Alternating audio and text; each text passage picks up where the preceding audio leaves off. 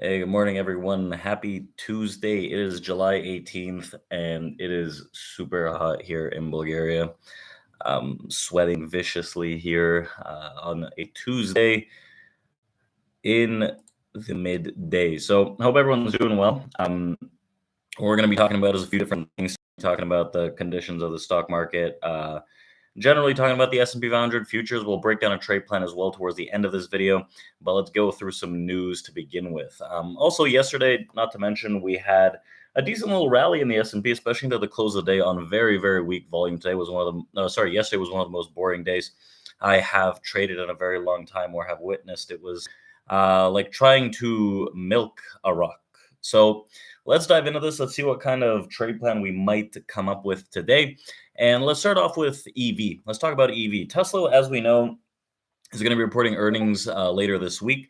And we have the EV battle between Ford and Tesla realistically, right? So Ford is continuously trying to play catch up, catch up, catch up. It also slashed the price of its F-150 Lightning electric truck to take advantage of increased plant capacity and improved battery raw material costs.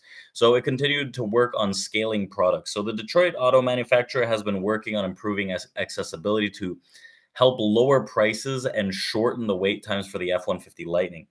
Um, Ford has been upgrading its Michigan plant to triple its annual run rate to target the 150K F-150 Lightning truck starting this fall. And the upgrades will lead to a greater availability of the built-to-order truck as early as October. So the updated F-150 Lightning prices are the Pro MSRP to 49.9, let's call it 50,000 to about 60,000. The XLT 312A extended range MSRP, let's call it 70,000 to about 79,000, and then the premium extended range MSRP is about 92,000 to 98,000. So, um, investing in Ford, the actual stock itself, based on a lot of this news, seems that the uh, valuations of the actual company itself might be actually lower than that of Tesla. I think that Tesla puts itself in differing categories that might or probably will yield better returns over the longer run, especially.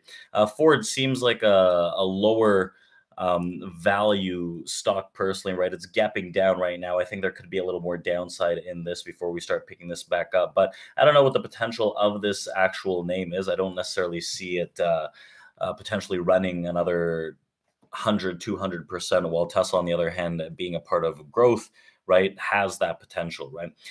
Ford, over the last, I think, like between 2021 and 2022, it ran from about eight. It did somewhat triple actually, so there could be some potential in that. I don't know. I'm personally more of a fan of the valuations of Tesla as it has more erratic and possible moves realistically, especially once we start getting more of the buy the dip territory in the overall stock market, as well as um, just the growth sector itself. I think that over the next few months, Tesla could possibly do better.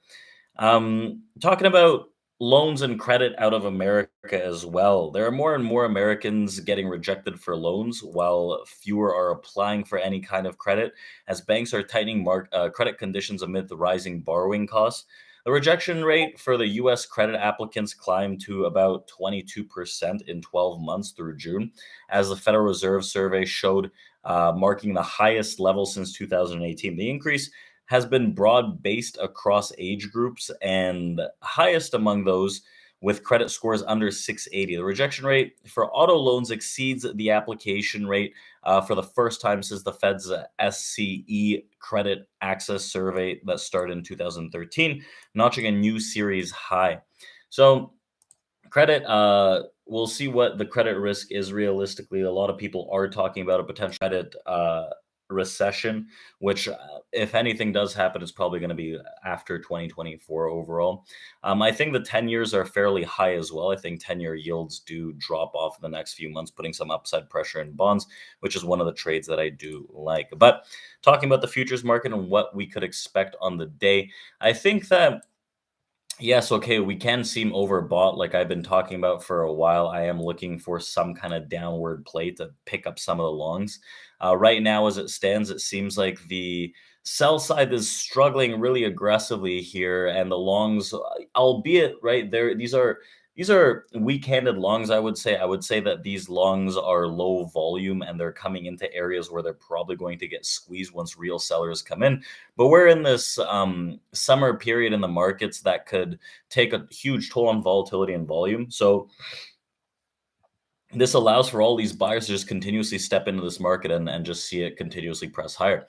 Where we're at in the S&P 500 futures right now is we're below the distribution high, which sits around 45.55 to 57-ish, right in that area.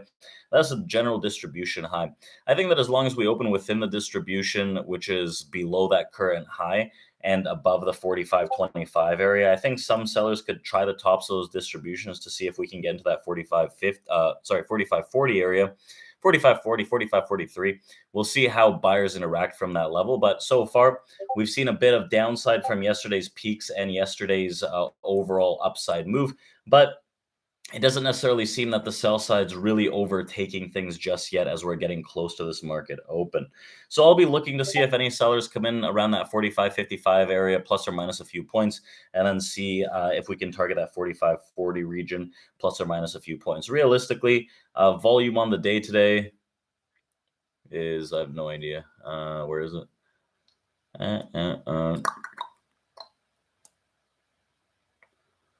Daily volume. 130,000 coming into this open, which is pretty poor, right? If we're under 200,000 off the open, really, really be cautious with the market moves today and don't really expect too much, right? There could be some kind of like volatility or movement that might come out until the later portion of the day, but in the first half of the day, if we're trading like 300,000 contracts, like it's probably going to be one of those low moving, low volatility days, which isn't going to present much of an opportunity. Like Logan said, it probably just garbage. 1:30 right now. We have 20 minutes till the market open. I'm not a fan. So we're gonna open our live futures room with you guys. Don't forget to check out our free course at tradeproacademy.com. It's a banner there, but let's open up the trading room, see if there's any opportunity today. I don't like how this is starting off, but there could be something, right? Let's see what we get today. Maybe 1-2 trades and try to call it early.